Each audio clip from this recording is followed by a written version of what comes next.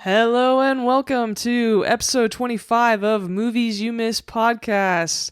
How's it going today, John? So good, spooky good. How are you doing, Vee? I'm doing well, even though I haven't been sleeping since watching your movie. It wasn't necessarily the intention, but I did have an inclination that it might scare you quite a bit. It did, and I am preparing myself to be scared for the rest of the month. I agree with that because for the rest of the month of October, we are going to be diving into some horror films and some thrillers, mostly really intense horror that I really enjoy that V may not have ever seen or heard of. Oh, for the most part, absolutely haven't seen or heard of. And yes, that is right. For the month of October, we are picking horror movies, and John is the expert. For our returning listeners, they know that John is a big fan of horror, and that is a genre I am not familiar with very much. And on the flip side, I'm a big fan of Westerns, and you don't have much experience with that genre. No, I do not. So, for the month of October, he will be introducing me to a ton of movies I have not seen, and I will be picking the horror movies that I know of. Yes, there's definitely some good ones in there. Not gonna say, not gonna lie about that. But mine are definitely on the scarier side. Yes, and I think that's actually a good balance for our audience, that I'm going to be picking some lighter fare, if that's possible, for the horror genre, but I think they're a little more approachable for some of our listeners who aren't big fans of horror, similar to me.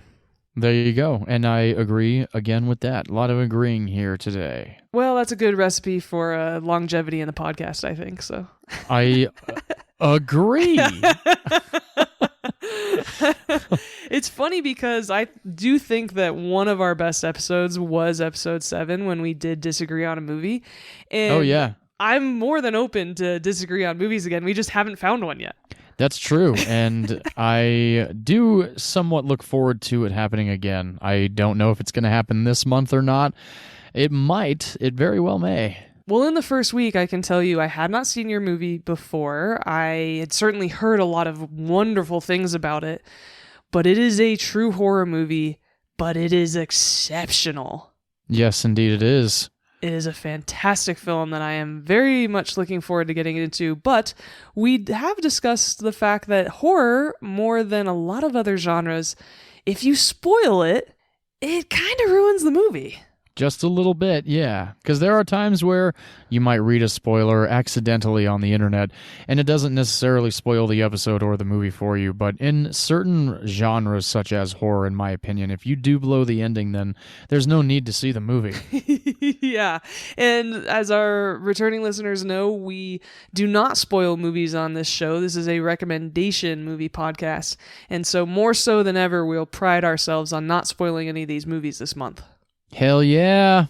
So, with that being said, buckle up, everybody get ready for some horror films over the next couple weeks. And to kick it off, John is going to introduce us to his first pick. Yes, I am. I chose this because I saw this movie on my own. My wife actually was asleep in the house when I was watching this movie, and I was watching it with noise-canceling headphones on. It was around 2019. This movie came out in 2018. This film stars Toni Collette, Gabriel Byrne, Alex Wolff, Millie Shapiro, and Ann Dowd, written and directed by Ari Aster, and I am talking about Hereditary. Ho, ho, ho, ho. Ooh. I want to say a pun, but if I do, it's a spoiler, and I just can't do that.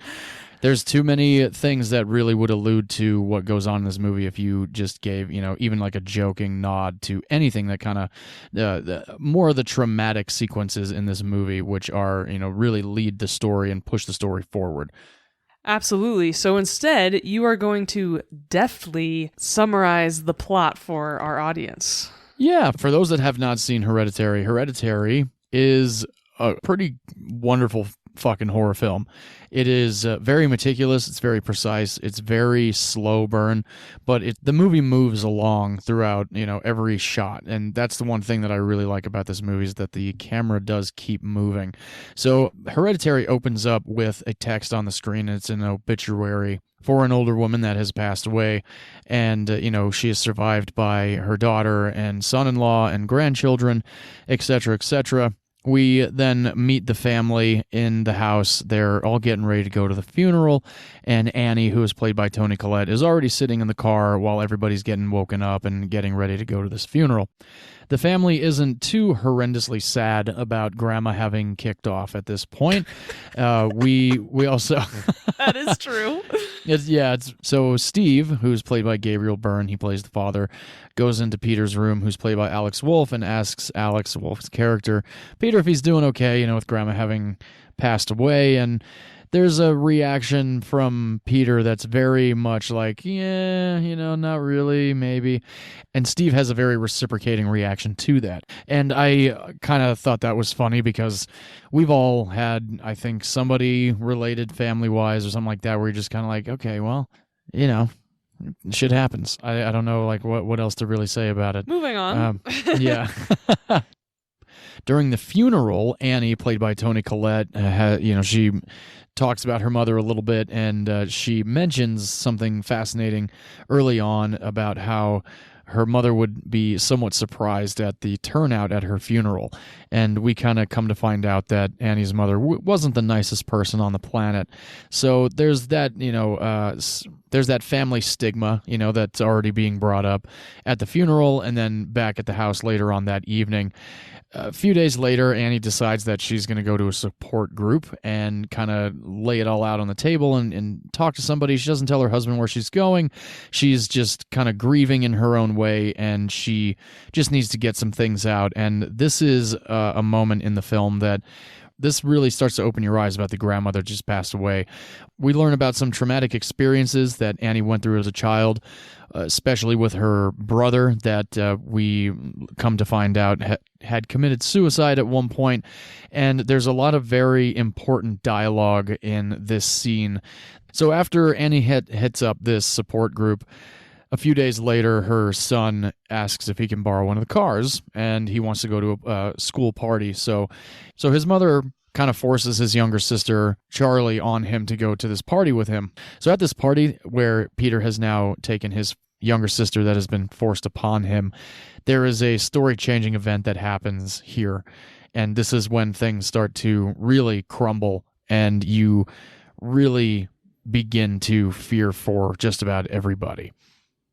Annie ends up then going to this support group again because of her now dead mother and this event that's happened. She runs into a woman named Joan, and Joan starts to tell her about her son that has passed away. And then she takes Joan's number, and Joan's like, just give me a call if you ever need to talk. And a few weeks go by, and then she does reach out to Joan, and she goes over to Joan's house, and she explains to Joan kind of what she explained during the first little meeting that she went to. And Joan is very receptive to all of this. She's being very, the shoulder to cry on. They met at this support group.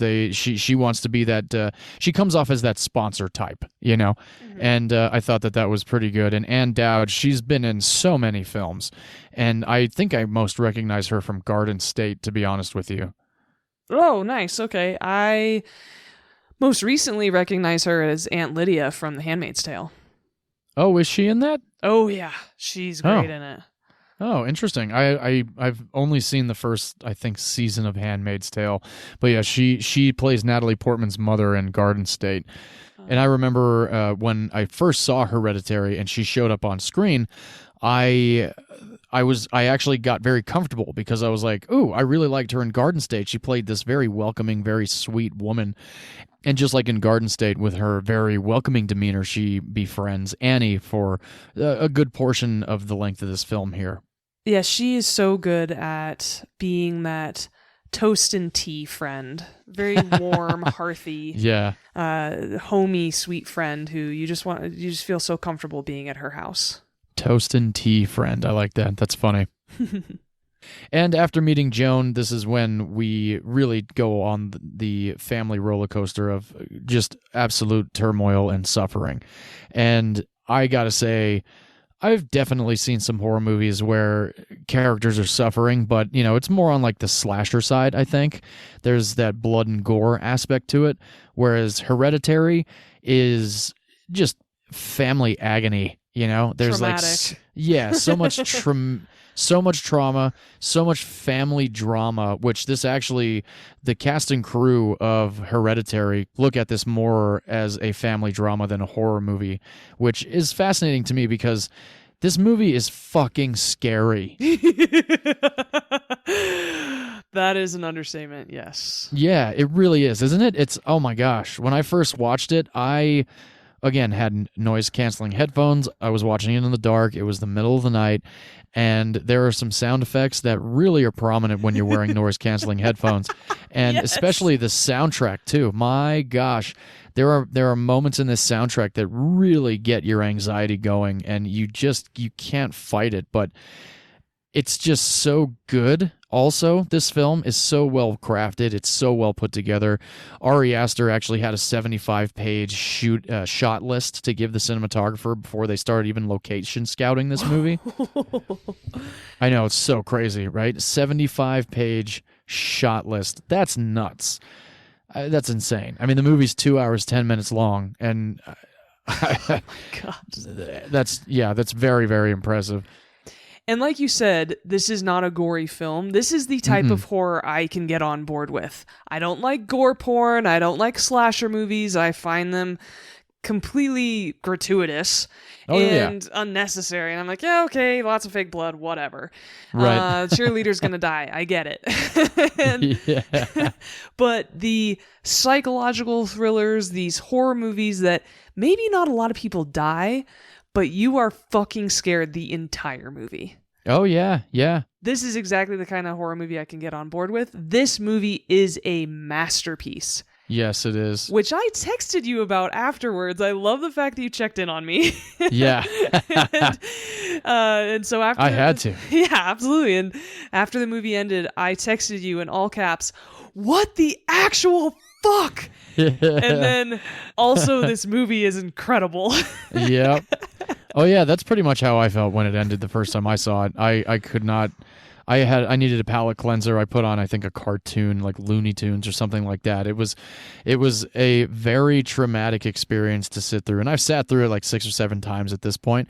I just think the acting is so damn good. I think Toni Collette is wonderful in this movie. For those that don't know Toni Collette, I actually only saw her for the first time in The Sixth Sense, the M. Night Shyamalan movie with Haley Joel Osment and Bruce Willis. She played Haley Joel Osment's mother in The Sixth Sense, and I remember thinking she was so hot in that movie. You like red hair? Yeah. I remember her in Shaft.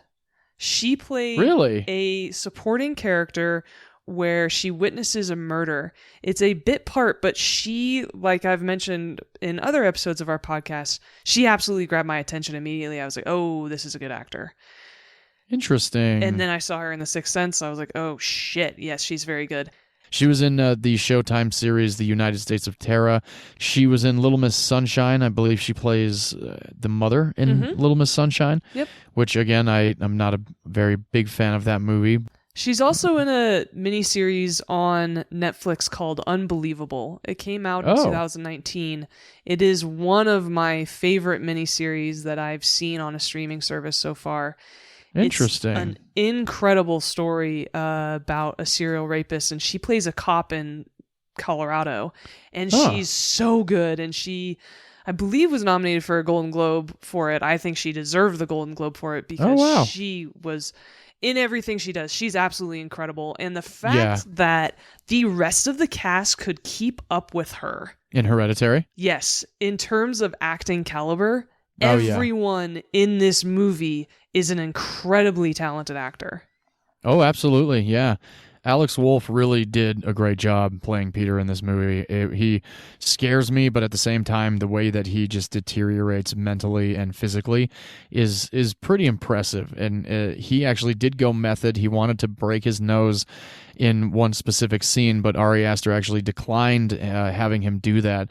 So he actually padded a certain section of where the scene was shot, and when Alex smashed his face into it, he actually dislocated his jaw, which oddly enough, he had that injury in the past, so it wasn't like some brand new injury for him, but still pretty nuts. So it's similar to when someone can dislocate their shoulder, it's easier to pop out because it's happened previously. And the crazy thing is, I remember him from the new Jumanji. He's the dorky kid who turns into The Rock in the new Jumanji movies, which are family-friendly and comedic. Oh, yeah. And then this turn into this horror movie, keeping up with Toni Collette and Gabriel Byrne and Ann Dowd. I was like, holy shit, this kid's good. Yeah, he and Gabriel Byrne actually have worked together in the past on a show called In Treatment. They played father and son, so they actually had that going for them at the beginning of production.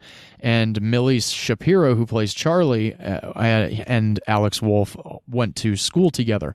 So all three of them knew each other. Well, or Alex, there was almost like a 6 degrees of separation thing going on there, where like, oh, we knew Alex from this and knew Alex from that. But Toni Collette didn't know anybody else, either of those three, Gabriel, Alex, or Millie. So in a sense, she was the outcast on set, having not had any previous work with them. So it really worked out for her character to be kind of shunned out, because of what really goes on with the family after a while. Yeah, and it's so just like perfectly. Yeah, it really did. But at the same time, you just want to fucking hold her tight and just like tell her it's going to be okay. Yeah, but God, yeah. And that's cool that you brought up In Treatment. I don't know if you've ever seen it before. I actually have not. Oh, okay. It's on HBO. It's a very good show. He plays a psychologist, and it's one of my favorite roles of Gabriel Byrne's. Oh, wow. My mom was a big fan of that show too. Interesting. Well, I do have HBO Max, and it is likely on the hub of all the series that they have on there. Mm-hmm. So that's cool. Maybe I'll give that a shot. But yeah, like you said, they all play off each other so well. There's one scene in the movie that I know you said that you had seen already before we sat down to watch these movies on our own. There was a lot of talk that award season about Toni Collette not being nominated for at least a Golden Globe for Hereditary. And, you really kind of think back to the fact that I think it was 1991 that Silence of the Lambs won Best Picture, and that was the first thriller to be nominated and win Best Picture and also win Best Actress, because Jodie Foster ended up winning for that movie as well. Didn't she? Yep. She did. Okay. And just because Jodie Foster also won Best Actress for that film, and you don't even up until now, there hasn't been, like, M. Night Shyamalan movies haven't been nominated for an Oscar. They're like Sixth Sense was pretty Oscar caliber, I would think. I know Haley Joel Osment was nominated, but the film itself could have been nominated for Best Picture. Not that a movie like Hereditary is going to be like Best Picture, although you never know. Things are changing at the Academy, and maybe one day a really intense horror movie such as this will be nominated for Best Picture, or have its own category at least. I agree with you, and I think you and I have similar perspectives on this from different viewpoints. So for you, it's horror and the Oscars. For me, it's science fiction and the Oscars. Oh, right. Historically speaking, do not get the love that they deserve. And one thing I do have a big problem with the Oscars is, and of course we could talk for episodes regarding the politics around the Oscars and all that behind the scenes bullshit, but the narrow view that the Oscars have for what is good in this industry, I think is decades past needing to be widened. I completely agree with that. Definitely. There's so many movies that don't get any real recognition that definitely should. And I wholeheartedly agree with you. Similar to last week when we were talking about Taron Egerton playing Elton John in Rocket Man and not getting a nomination. Now that I've seen this whole movie, and yes, because I follow film accounts on social media, I have seen one scene of Hereditary before that everybody on social media talks about how this scene should have given Toni Collette the nomination. Yeah. Now that I've seen the whole entire movie, I 150% agree, and like last week, I'm pissed that she did not get nominated, just like Taron Egerton didn't, because absolutely she deserved a nomination, but I think she's deserved several nominations for past work already. Oh, yeah. No, she's a very talented actress, very talented woman, definitely. I really enjoy watching her work. Mm-hmm. She's also gone on record to say that Ari Aster is the most prepared director that she's ever worked with. And interestingly enough, Toni Collette told her agent several years before getting the script for Hereditary that she didn't want to do any more dark and deep and heavy movies. She wanted to do comedies. And then she read the script for Hereditary, and she loved it. Yeah, she loved the script so much that she wanted to be a part of it. And again, thankfully she is, because, you know, we've always had that pseudo-universe talks, like who else could have played Annie the way that she did? And I don't know if there is anybody. I mean, it's one of those horror movies stand alone as like, that's the cast. You know, like you can't be like, oh, so-and-so would have played that better. I'm sure you could. I'm sure people do that. When I see a horror movie that I like and I like the performances, I don't want to picture anybody else in that role. And that's one thing that I also really like about Hereditary and the production of it, was that Toni Collette was pretty much attached from the beginning, and she was always set to play Annie. There was no other considered for Annie, so that was kind of fun to read. Yeah, absolutely. I only ever picture that if I think it is a miscast. I think a perfect recent example is Tom Hanks as Colonel Tom in Elvis. Yeah, right. I would say mine would be Jenna Malone as one of the characters in a horror movie called The Ruins. She's terrible. Anybody could have played that one. I have encountered Jenna Malone previously. Yes, I remember you telling me that story. Yeah, it was not a great encounter. But that's neither here nor there.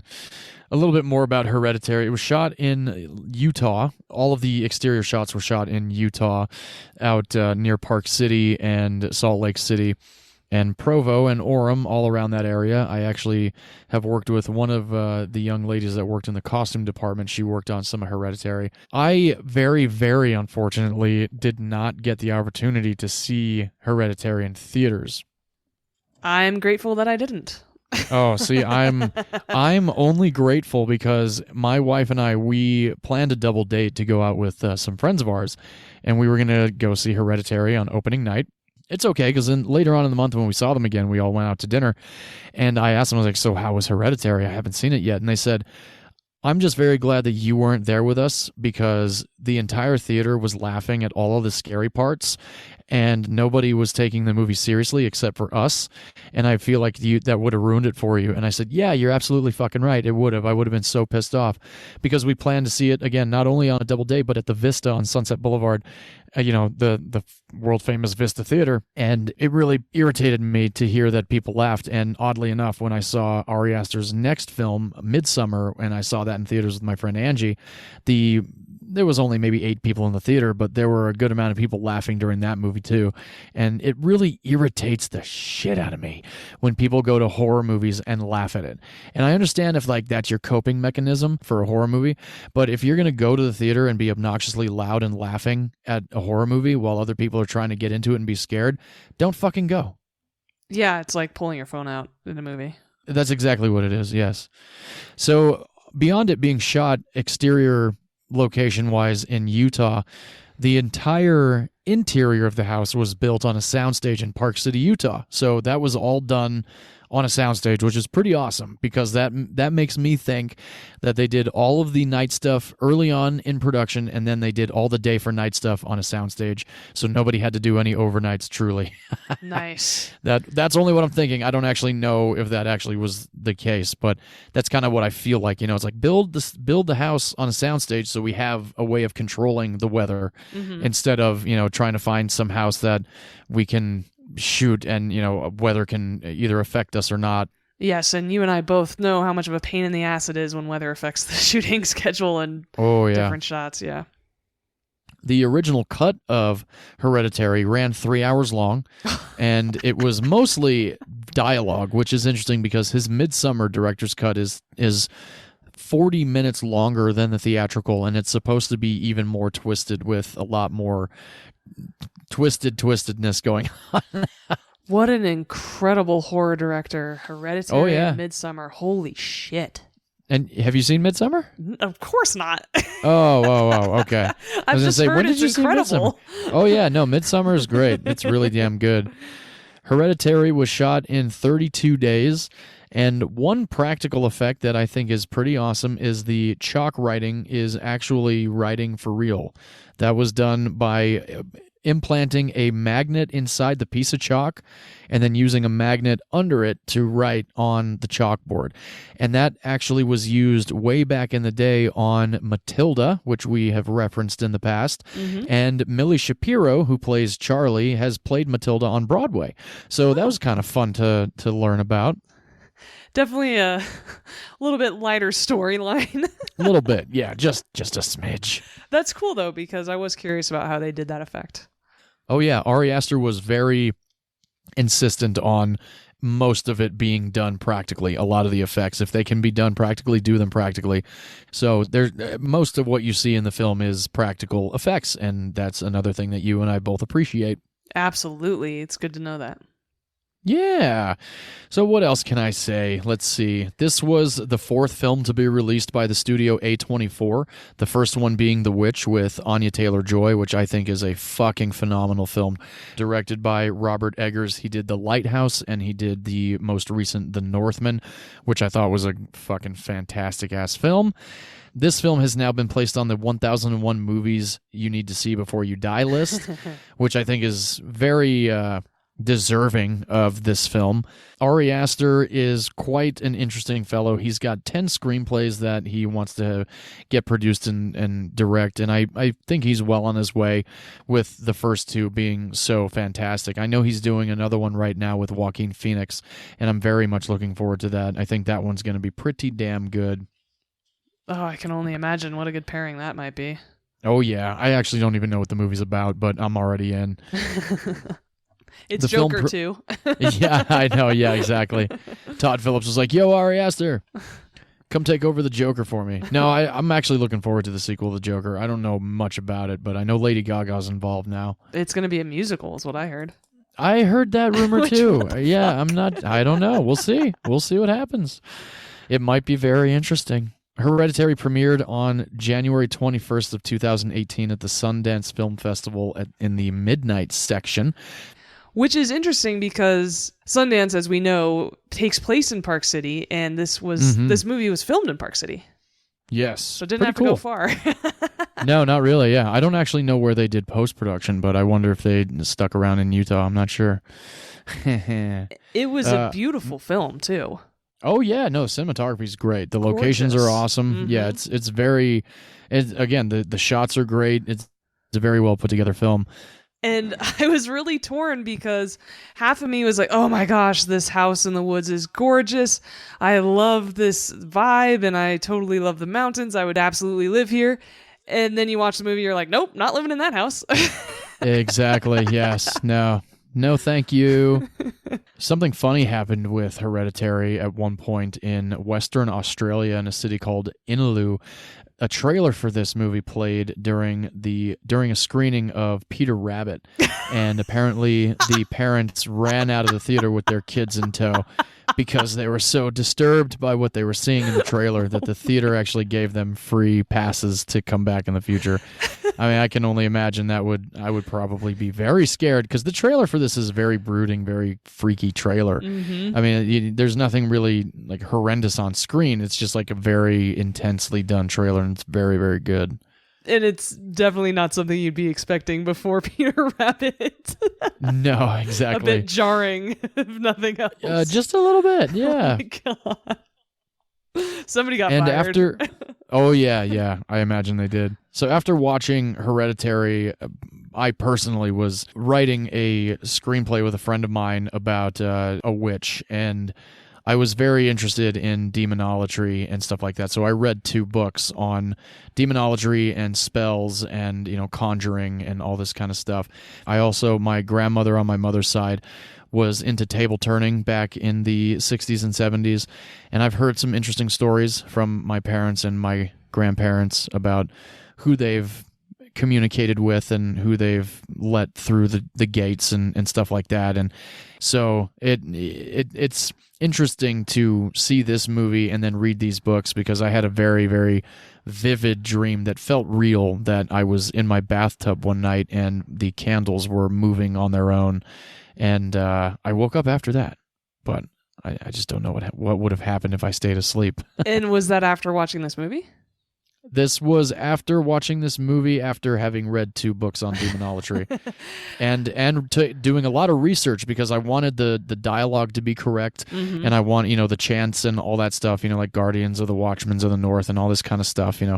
However, in Hereditary, and just like most films that have to do with cults or spirits or conjurings of any kind, there are symbols that are used in the movie, and in this particular movie, this one was different slightly, because it's considered bad luck to be making a movie about something like this and have the actual symbols of the true cult that's hell around. Yeah, because you never know what the fuck's gonna go on. I would definitely not use the real shit.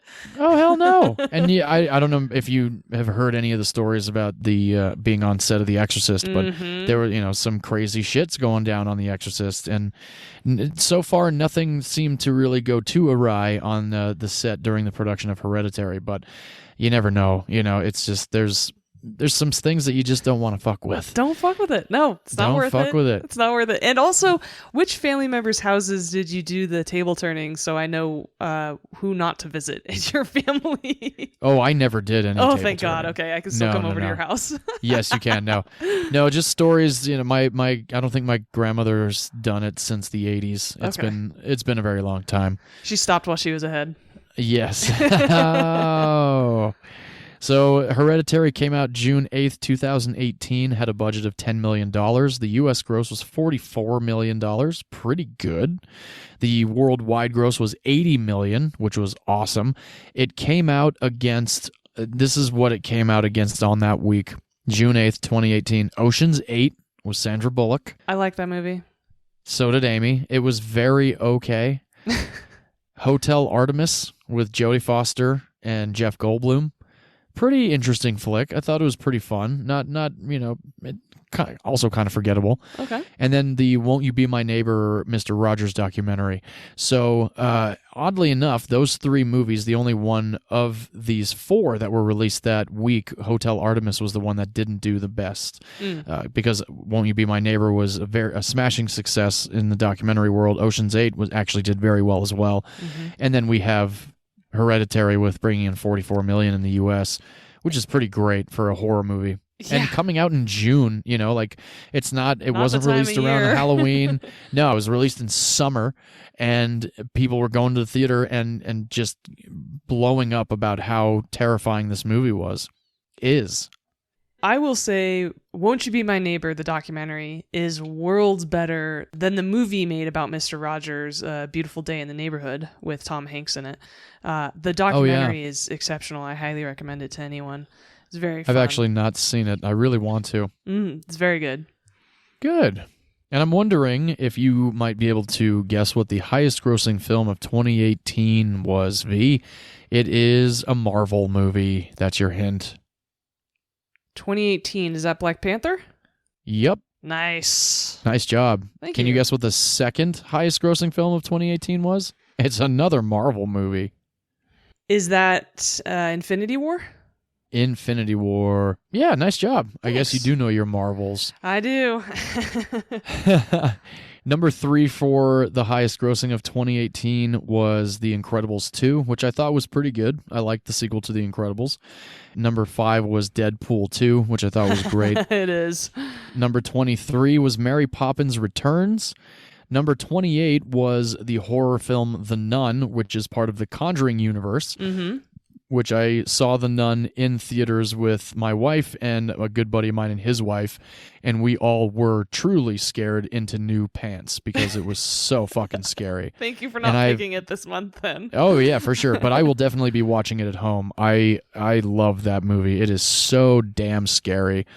And then number 33 is one of my favorite Dwayne Johnson films, Rampage. I fucking love Rampage. I don't care what anybody... Oh, hell yeah. Did you ever play the game back in the old arcade days, back in like the early 90s? Oh, it was awesome. It was great. I didn't have an arcade in my town. Oh, okay. Gotcha. Yeah, but it's so funny because it's one of my least favorite Dwayne Johnson movies of his new era when he's making good films. Of course, there's like the old movies that he made in the early 2000s, like The Tooth Fairy or whatever it was like crap, right? But his new era where he's in control of his own destiny, it's one of my least favorite movies of his.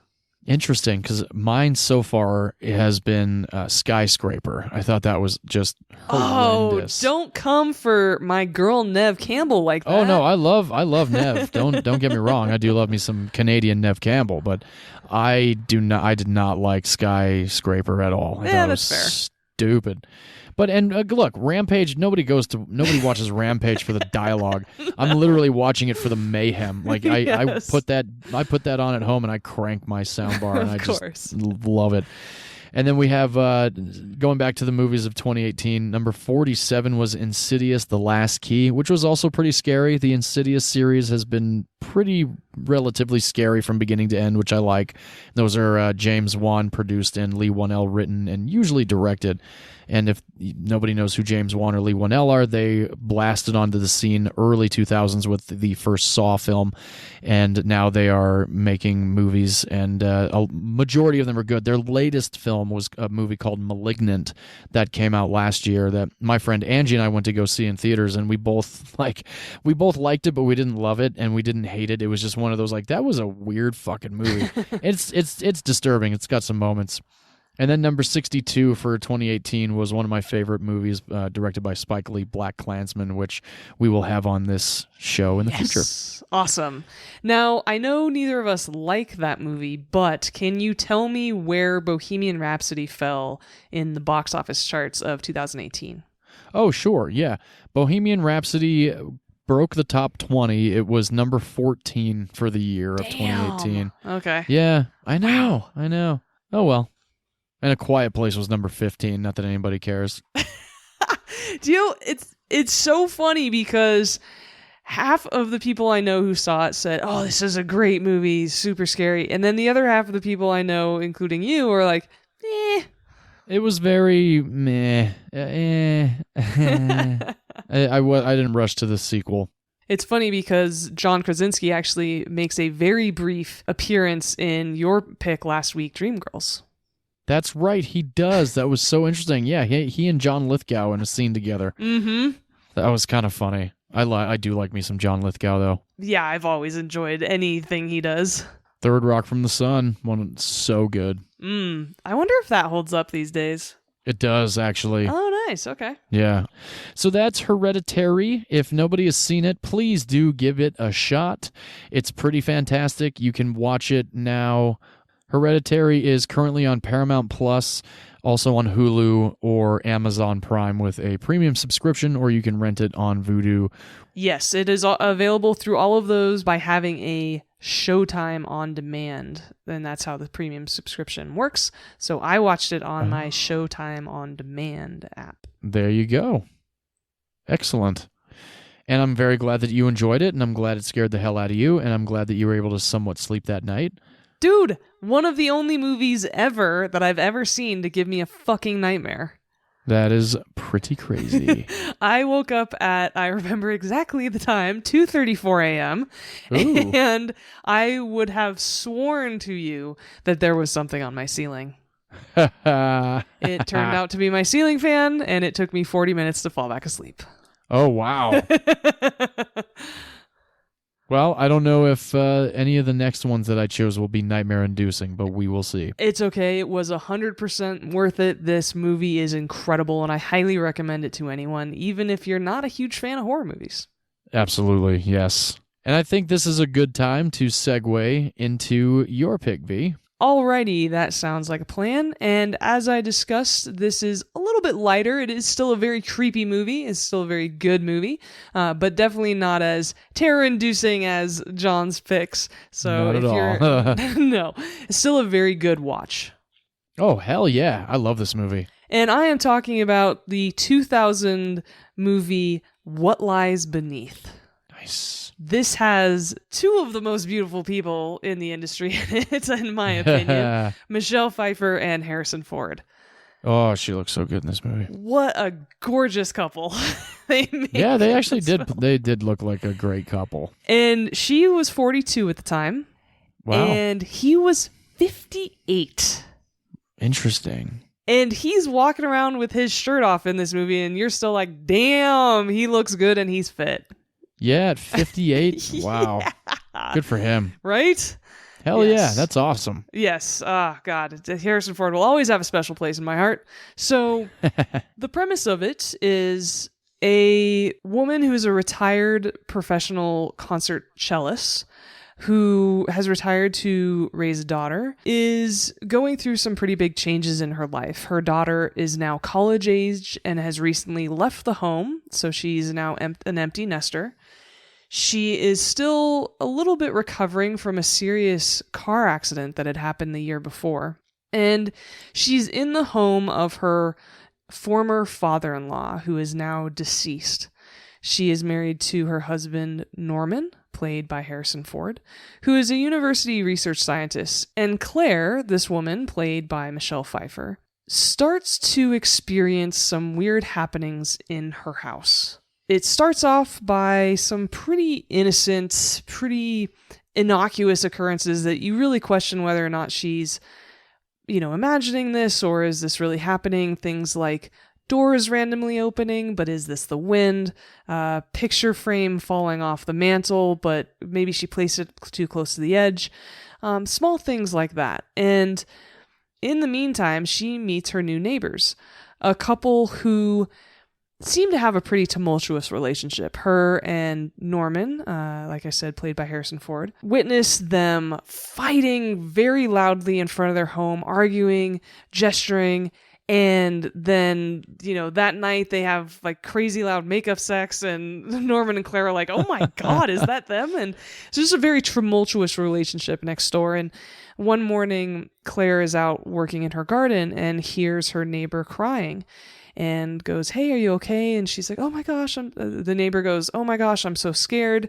I'm scared of him. And she's like, who him? And the neighbor runs away without saying any more. And then what happens next is very reminiscent of Rear Window. Claire starts watching her neighbors a little bit. She starts seeing more arguments. And then she starts seeing what she thinks is the murder of her next door neighbor.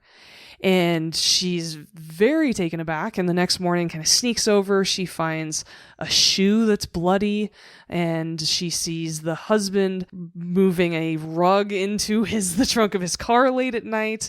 That's right. In conjunction with this, more and more strange happenings start taking place inside of her home, and it becomes more overt, and she starts thinking that her house is haunted by her now murdered neighbor. And this is where Harrison Ford's character Norman starts to get very concerned about his wife. She has, again, recovering from this serious auto accident from last year. Her daughter just went to college. Maybe she's a little fragile anyway, and now this is happening. He even comments to friends of theirs, another couple, and says, I think our house is haunted. And Michelle Pfeiffer's character is very taken aback, like, oh my gosh, you believe me? And he says, yeah, I think it's my dad, actually, because we've remodeled this house and my dad's pissed at us. I like that part. And, it turns out that he and his dad had a tumultuous relationship. The guy seems like he was kind of an asshole, similar to your movie. And so you follow this couple along, and you spend the movie really questioning, is this woman losing her mind, or is this a real haunting? And if it is, who is it and what does it mean? Yeah, exactly. And that's about the premise of the movie. Mm-hmm. So not only are Harrison Ford and Michelle Pfeiffer in this movie, but it is also supported by some really great actors. As a quick recap, I know we talked about Michelle Pfeiffer in this show in episode 4 when we did Stardust, but a couple other movies that I didn't mention that episode, of course, Batman Returns, because I always have to mention that if you bring up Michelle Pfeiffer. Absolutely. Every time. But also A Midsummer Night's Dream with Kevin Kline. That was a really great Shakespeare adaptation that I enjoyed. Never saw that one. Oh, it was very fun. Stanley Tucci's in it, and he's great. Ah, Up Close and Personal with Robert Redford. never saw that one. Very good, very 90s rom-com, very Oh, angsty. It was great. Tequila Sunrise with Mel Gibson, Raul Julia, and Kurt Russell. Great 90s film. Oh my gosh. Wow. Super Never fun. saw that one either. Super fun. And I'm sure it hasn't aged that great because it's just like, a 90s action film, but it was fun for what it was when it came out. And she's also been in a couple other horror type movies. She was in the movie Wolf, which is kind of based on the werewolf story. It had Jack Nicholson and James Spader in it. Oh, that's fun. Oh gosh, it's very campy 90s. Very fun if you want some camp experience for Halloween. Definitely. I don't remember the movie a ton, but I remember it being entertaining, at least when I watched it in the 90s. All right. Well, that's good enough. She's also in another horror movie with Jack Nicholson, actually, and this one is far and away better than Wolf. She's in The Witches of Eastwick, which is that's right, yeah. fantastic movie. You mentioned that one several episodes ago. Yes. I haven't seen that one yet. Yes, it has Susan Sarandon and Cher as well as supporting actors. That's right. With Michelle Pfeiffer, and then Jack Nicholson kind of plays this devil guy who's just great. Oh, such a fun movie. Nice. And then this is Harrison Ford's only horror movie that he's ever done. I know, that's so crazy. Which is a bummer because I think he's great in it. Oh, yeah. No, definitely. He could do it. He really could. I mean, he did. Yeah, he did. And I discussed him a little bit in the episode for Father's Day when we discussed The Last Crusade. Some other movies to remind you that he was in: Blade Runner, Cowboys and Aliens. Oh, yeah. Classic. One of those movies that had all the elements for a great film, and somehow in the creation of it, it did not. I don't know if they kept it in the oven too long. I don't know if it was at the wrong temperature, but it came out and it was trash. It was bad time. I don't know if anybody knows what exactly went on with that one. Right? Because it was a decent cast and it was Jon Favreau directing. Right? It really, Cowboys and Aliens, how cool could that be? And it really was just not cool at all. It was not. Such a disappointment because, like we're saying, it had all the elements. Yep, it did. Oh well. Oh well. Doesn't always happen. Nope. He's also more recently in Ender's Game as Colonel Graff. Thought that was a fine movie. I never read the book, but I like the visuals. Yeah, I know. I read the book, which is why I don't think it's a great movie. Gotcha. Okay. Similar to Ready Player One. The book was incredible, but the movie was kind of forgettable, especially because they had to change it significantly due to licensing fees. Oh, interesting. Yeah. And a couple other people in this movie that were definitely people you would see and go, oh, I've seen them before. First of all, her neighbor who she's concerned about is Miranda Otto. And most people will recognize her from Lord of the Rings. She's Éowyn. Yes. She's the one who the Nazgul says, "You fool, no man can kill me." And she goes, "I am no man," and then fucking stabs him in the head, which was awesome. So awesome. And Amber Valletta made her acting debut, actually, in this movie. She plays Madison. And she is recognizable from the movie Hitch. I was going to say, she was Allegra Cole, right? She's Allegra Cole, Kevin James' love interest. That's right. Yeah. And if you remember that dinner scene where Harrison Ford says, I think my father is haunting our house, that couple across the table, the woman is played by Mandy Crewson. I did recognize her. Do you remember the movie they were in together? Who? Harrison Ford and her? Yeah. Oh. He plays the president. Oh, Air Force One? She's his wife in Air Force One. Oh, really? Oh, wow. I did not know that. Yeah. I was thinking of her from The Santa Claus. Oh, yeah. She's in that with too. Tim Allen. She's Charlie's mom. That's right. And the other person who I really loved from this movie, and I love so much that he's in, he's also been in a ton, is Joe Morton, who plays her therapist in this movie.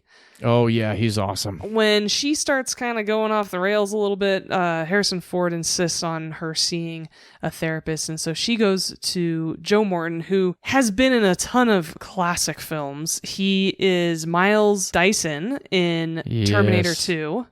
Miles Bennett Dyson. Who Sarah Connor thinks about going to try to kill, and then he gets on their side, and he's that scientist who helps them try to blow up that building. Yeah. Terminator. He's great in that film. So good. Yeah, he's only in the movie for like 9.5 minutes. And absolutely maybe, memorable. But yeah, so good. He's also in a sci-fi show that I absolutely love, and I've rewatched it probably 4 times all the way through at this point. It's a show called Eureka. It was on the Sci-Fi Channel for a couple of years. And he plays Mayor Henry Deacon in the show, and he's great in it. I've always wanted to watch Eureka, and I just never have gotten around to it. It's such a sweet show. I highly recommend it to anybody who's a fan of sci-fi. Okay. It was from the Sci-Fi Network, wasn't it? Or Sci-Fi Channel? Yeah, so I think it's on Hulu now, because didn't Fox own Sci-Fi? Something like that, yeah. Very cool. And I own it, which is why I'm not quite sure where it's streaming. Nice. But he's also Captain McMahon in Speed. He is the superior officer to Keanu Reeves and Jeff Daniels. Hey, Jack, don't get dead. I love him in that film, too. And more recently, and lastly, he is Silas Stone in Zack Snyder's DC movies, Justice League, Batman vs. Superman. He is Cyborg's father. Oh, wow. Yeah. All right. Cool. So some pretty great actors in this movie. Also, as John mentioned in a previous episode, this is completely accidental. I did not remember who directed this movie before I picked it. Oh. But Robert Zemeckis directed it. Yes, he's your most chosen director. He is now my most chosen director so far in this podcast with 3 films, because I picked him for Who Framed Roger Rabbit, Romancing the Stone, and now this movie, What Lies Beneath. That's pretty awesome. And they're all 3 different movies. Very different movies, yes. So he's got some range, which I appreciate. Although I am pretty disappointed with his more recent outings. Flight, Beowulf, Polar Express, and the new Pinocchio, which is getting horrible reviews. I'm much more excited for Guillermo del Toro's version that's coming out on Netflix, of all things. Yeah, I know. But his older work, I very clearly am a big fan of, and again, purely by chance, did I pick another Zemeckis-directed film. Yeah, no, not a big deal at all. It's cool because, I feel like in certain regards, if you were going to choose... I feel like in certain regards, that cliche, it's like, oh, Tarantino, Pulp Fiction, Reservoir Dogs. Right. It could be like, oh, Robert Zemeckis, Forrest Gump, and that's it, because a lot of people don't know that he's behind some of the more popular movies from the late 80s, early 90s. And like you said, they're all very different movies with very different feels, and so I think the variety there is one of the reasons why I was okay with him popping up again in our podcast, just because those are very different movies, as you said. Hell yeah. It's good stuff. Now, the crazy thing is that I didn't know until researching this movie that Clark Gregg wrote the screenplay for this. Now, he's mainly an actor. He's not a big writer. In fact, this is the only big budget film he's ever written. No kidding. You will recognize him from any MCU outing, so any Marvel movie that you have seen. He is Agent Phil Coulson, who has been in all the Iron Man movies. He was in the Avengers movie, Who Loki Kills. He's in the Agents of S.H.I.E.L.D. show. He's the agent who finds Thor's hammer at the end credits of Iron Man 2. Oh. He is very recognizable because he pops up in most Marvel movies. And yeah, he's this great actor who just happened to dabble in a couple of screenplays, and one of them was this. Wow, that's pretty cool, actually. Yeah, very cool. And it was a great screenplay. Very, very cool. I think the movie builds up quite nicely. Oh, very much. It absolutely holds up, even though it's over 20 years old. I know, it's so nuts. I actually saw this movie twice in theaters within like 3 days. Really? My mom and my sister and I went to see it in theaters. Yeah. Wow. We went and saw it in the theaters, and then my dad was away on business, and he came in on an early flight a couple days later, and we were driving home, and we were telling him how good What Lies Beneath was, and he was like, well, what time does it start? And we all 4 went and saw it again. Holy shit. I'm really impressed that both your parents watched this movie. Oh, yeah. No, they like this one. This is another one of those movies that they enjoy. An outlier of theirs that they enjoy. Yeah. It's not family friendly. Exactly. So yes, it absolutely still holds up. It is still very creepy. But again, it's not super gory, and people who aren't normally fans of horror could absolutely enjoy a viewing of this movie. I agree, yes. It definitely, there are some moments that are jump scare status, but it really is more of a creepy build than anything else. Yes, and so now that you bring it up, why are bathtubs so creepy? I don't know, but man, they really do utilize the creep status with the bathtubs in this movie. They do, and rightly so, because pop culture has made them terrifying on one end and relaxing on the other. Very true, yeah, because we got this movie with bathtubs. Yeah, I think the first Final Destination real kill is in a bathtub because the guy gets the rope or the wire around his neck. Yes. Ugh. Yeah, real. It's so funny. Yeah. I was driving with my friend yesterday, and we were behind this truck with a ton of metal pipes in it sticking out. Oh, yeah. And I said, I need to change lanes to get out of this Final Destination scenario. And she was like, yeah, totally. I was thinking the same thing. Nice. It happens. You get behind big trucks, and all you can think about is Final Destination. Mm-hmm. And Michelle Pfeiffer and Harrison Ford were Robert Zemeckis' first and only choices for the lead roles of Claire and Norman Spencer in this movie. That's awesome. Hell yeah. Right? And the fact that he could get him, of course, because it's Robert Zemeckis, that probably helped. Yeah. Awesome. And definitely. He filmed this while production for Castaway was shut down during the period of time of Tom Hanks needing to lose 50 pounds for that role. Oh, wow. That's pretty cool. Yes, it is. And I think that's actually a really cool piece of trivia for Castaway, and that's how they shot that movie, for anybody who doesn't know. They filmed all of the regular size Tom Hanks shots before the time jump in that movie where he is in normal life on the plane crash, and the first part of being on that island. Those were all shot. And then they took a big break so he could lose 50 pounds. And then they pick back up with the movie when he's really skinny and he's been on the island for several years. Practical effects. Practical effects, that's right. And Michelle Pfeiffer stated in an interview that she actually used Drew Barrymore's method of projecting fear from the Scream movie. Oh. When Drew Barrymore was Casey in the first opening scenes of Scream. Oh, yeah. She used that method and that portrayal to get into character for this film because similarly to Casey in Scream, there was something going on inside her house that was disturbing.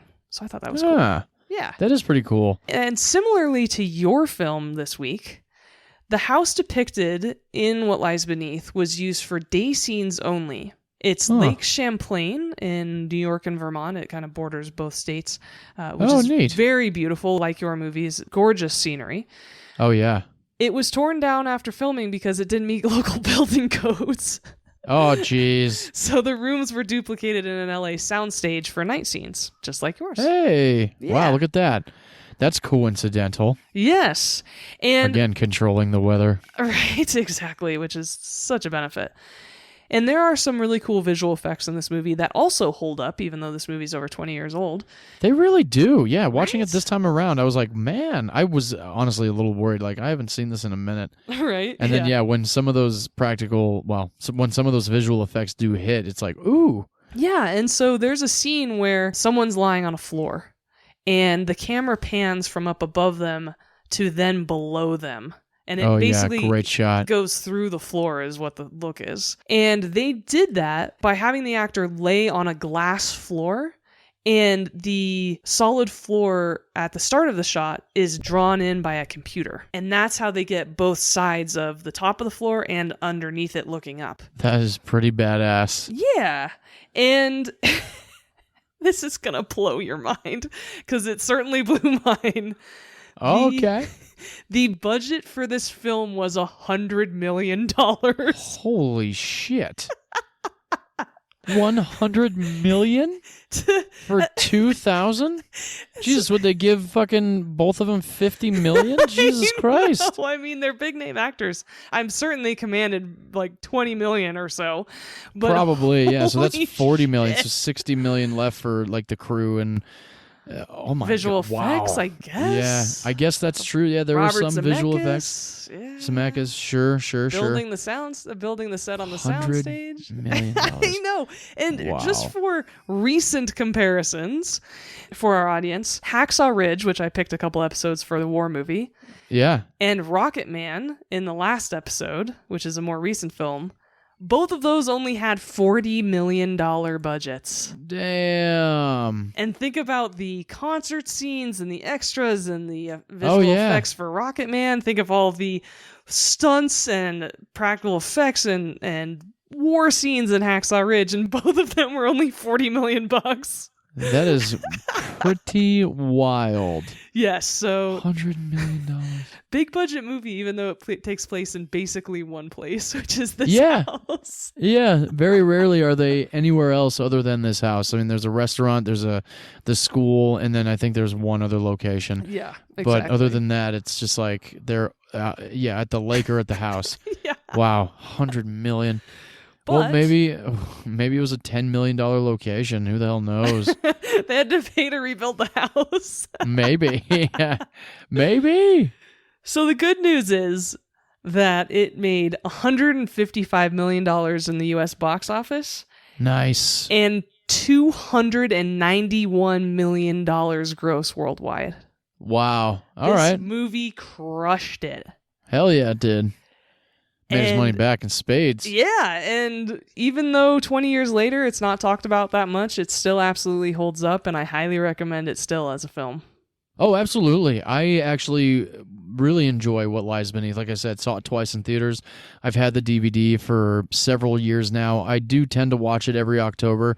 I haven't in maybe the last 2 or 3 years because I have more movies to watch. But it is one that I do bring up that, if I'm ever talking thrillers or horror movies, I usually throw hey, have you seen What Lies Beneath? And sometimes people are like, oh, no, what's that? And then I tell them, I'm going to watch that tonight.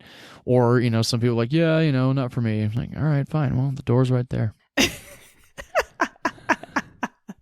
Exactly. And like I said, it's a more approachable horror movie, so anyone who isn't necessarily a fan of the genre can certainly give this a chance. Certainly. So that about wraps up What Lies Beneath. I really enjoyed talking horror movies with you this episode. I'm very much looking forward with anxious excitement for the rest of the month. Oh yeah, we're going to get into some good stuff. And you can watch What Lies Beneath on HBO Max if you have a subscription. Hell yeah. I watched my DVD copy. Sweet. And I watched my Blu-ray copy of Hereditary. Ooh, I bet this is good in Blu-ray. Oh yeah, definitely. I wonder if a 4K version is going to come out. Of Hereditary? Mm-hmm. It's possible. I don't know. If it did, I would likely have to get it. Hell yeah. Yeah. It's such a gorgeous movie. Oh yeah. Which is not often said about horror, actually. No, it's not at all. And V, would you watch What Lies Beneath with your grandma? I would have with my grandma who was the sheriff. I certainly would not watch it with my sweet Catholic grandma who had 8 kids. She had enough trauma in her life. Yeah. But I've actually seen this with my father. And it's definitely a movie you could be comfortable watching with family members. It has 1 or 2 insinuations of sex scenes, but nothing graphic. This isn't an overly graphic movie in general, and so I would absolutely watch it with siblings. I would even suggest my mom watch it because she likes these actors, and she's not generally a horror movie buff in any sense of the word. She and I both. But when I was telling her about our upcoming month of horror, she's like, I don't really like horror movies. Except for The Shining and Silence of the Lambs and Carrie and Rosemary's Baby. And I was like, shit, nice. Mom, that's some good horror. Yeah, those are some good ones, definitely. Yeah. Actually, I haven't seen Rosemary's Baby, but I've heard great things. That might be one of my picks for one of our horror episodes. I'll keep it in my back pocket. Yeah, definitely. And would you watch Hereditary with your grandma? I probably would watch Hereditary with my grandmother. Oh my God. Well, I've walked in, my grandma's been passed out and she's been watching some crazy vampire movies from back in the day, or just she would always tell me about when she watched Scream or I Know What You Did Last Summer.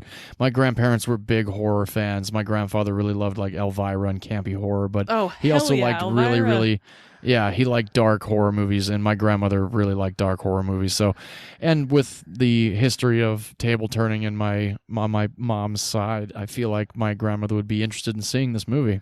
Okay. I know, right? Oh my God. I would never let my mother watch this movie. I would only let my one sister Shannon, who's super into horror, watch this movie, and I've already suggested that she watch it because as soon as I watched Hereditary, the next day I literally texted her, was like, yes, all the hype around Hereditary is true. You need to watch this movie because she's a big horror fan. She's very similar to you, and she watches horror much more often than I do. Awesome. I would tell my dad to watch this movie and then walk out of the house and not be around when he watches it. That's hilarious. My parents they are not the people to watch this movie at all. No. My sister got me Hereditary for Christmas one year, and when I opened it, I was excited, and she said, "I can't believe you wanted that movie, and I can't believe I bought it for you." And I was like, oh, wow, you didn't have to.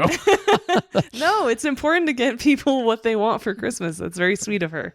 Oh, yeah. No, I said, well, thank you anyway. I'm very glad. And then the next one I opened was Midsummer. She goes, I can't believe you wanted that one either. I'm like, well, I did. Thank you. God, I love the fact that the same director did both. That's incredible.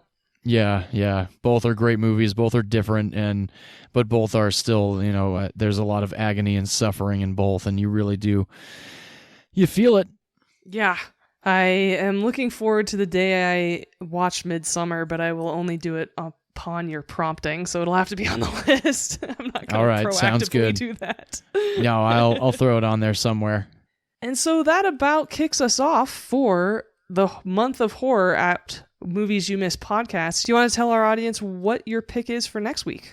Oh, yeah, why not? I chose Robert Eggers' second feature film, and we were really briefly talking about him when we mentioned The Witch and The Lighthouse and The Northman. I am choosing his 2019 Robert Pattinson, Willem Dafoe led The Lighthouse, and I can't wait to show this one to you, V. Again, a movie I have not seen, though I've heard great things about it. Yes, not so much as terrifying as Hereditary, more on the gothic, cosmic horror side, mythology side as well. It's creepy, it's twisted, it's going to be an entertaining time. Nice, and it's shot in black and white, right? Shot in black and white, and it is in an old aspect ratio, so we're really looking at, we're really watching a different film when it comes to this movie, and the dialogue is quite fascinating, so I think you'll like it. Awesome. And if anybody wants to follow along with us for the month of October, you can watch The Lighthouse on Amazon Prime Video, on Hulu with a premium subscription, or you can rent it on YouTube. And to complement that, I am picking one of my favorite Martin Scorsese movies and one of my favorite Leonardo DiCaprio movies. This is Shutter Island. Hell yeah. I haven't seen this one in a long time. I'm excited. Yeah, it's been a couple years for me. And this movie is from 2010. You can stream it if you have a Paramount Plus subscription. Otherwise, excellent. It is available for rent on most streaming services for $2.99. Perfect. I saw this movie in theaters. I did not see The Lighthouse in theaters. Oh, okay. I, too, saw Shutter Island in theaters. Awesome. Yeah. Thank you, everybody, for joining us on episode 25 of Movies You Missed. This is the month of October, kicking off some stellar horror films. Please do hang out with us, listen, rate, review, subscribe, give us some interactions, give us some comments. We enjoy it. Send us some suggestions. We've gotten a few in the last couple of weeks, and I think we're going to incorporate them throughout the next couple of months. So we look forward to any more suggestions coming our way and any more new followers on Twitter or Instagram. You can find us on Instagram or on Twitter at Movies You Missed Pod. Please do find us. Let's interact. Yes, we always love to hear from everyone. And as we like to close out our episode, film is a form of art. And in art, every opinion is valid, except if you think horror films can't be nominated for Best Picture. Fuck yeah, great pick. Nice. Wholeheartedly It's bound agree. to happen. It is bound to happen. There's going to be one that comes out that everybody's just like, wow, and that's going to break the mold. I hope so. I hope we see it sooner rather than later. Me too. Awesome. Well, until next week, thanks everyone again. Cheers, everybody. Bye-bye.